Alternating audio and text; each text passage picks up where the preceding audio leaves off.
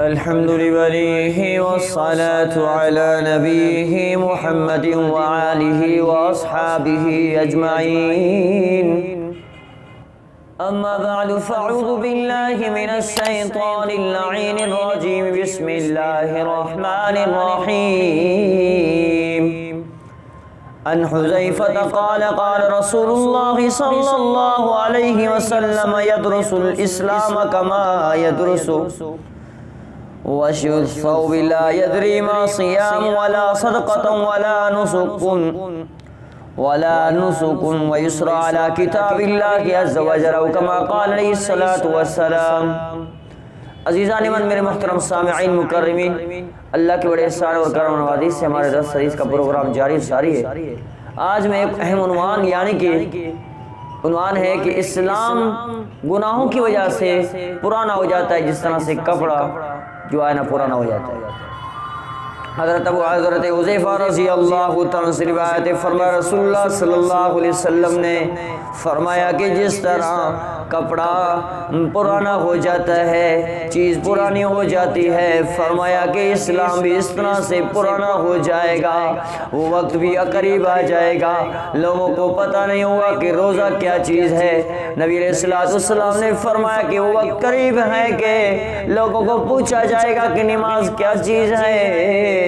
کچھ بوڑھے شخصوں کے علاوہ، کچھ بوڑھی عورتوں کے علاوہ وہ کہیں گے کہ وقت تھا کہ ہمارے بڑے لا الہ الا اللہ پڑھا کرتے تھے، ہمیں تو معلوم نہیں. مسجدوں کو دیکھا جائے گا، کہا جائے گا کہ یہ مسجدیں ہوا کرتے تھے، یہ اس مسجدوں کو اس دن کو مسجد کہا جاتا ہے، یہاں نماز پڑھی جاتی تھی. اللہ اکبر کبیرہ. یہ گناہیں کر کر کے ہم اسلام کو پرانا کر دیتے ہیں. اسلام دلوں سے نکل جاتا ہے. اسلام ایک نور ہے، اسلام ایک صفائی کی طرح ایک صفا والے دل میں آ جاتا ہے. جہاں صفائی ہوتی ہے وہاں اسلام چھا جاتا ہے. فرمایا کہ الاسلام نور من الہی، اسلام اللہ کا نور ہے. نور ایمان صفائی والے جگہ پہ آتا ہے. فرمایا نبی علیہ السلام نے وقت قریب ہے کہ اسلام کا نام و نشان نہیں ہوگا، اللہ پڑھنے والا کوئی نہ ہوگا، کلمہ طیبہ کی ورد کرنے والا کوئی نہ ہوگا، نماز پڑھنے والا کوئی نہ ہوگا، صدقہ کرنے والا کوئی نہ ہوگا.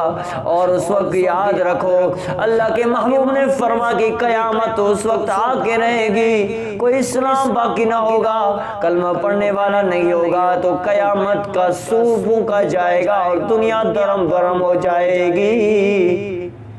عزیزان من میرے محترم سامعین، اسلام کو سامنے رکھتے ہوئے اپنی زندگی بسر کرو اور گناہوں سے دور بھاگو. اللہ کے رسول صلی اللہ علیہ وسلم نے جتنے حدیثیں فرمائی، اللہ رب العزت سے دعا رب العالمین ہمیں عمل کرنے کی توفیق عطا فرمائے. آج مختصر درس کچھ وجوہات کی وجہ سے مختصر درس ہوئی.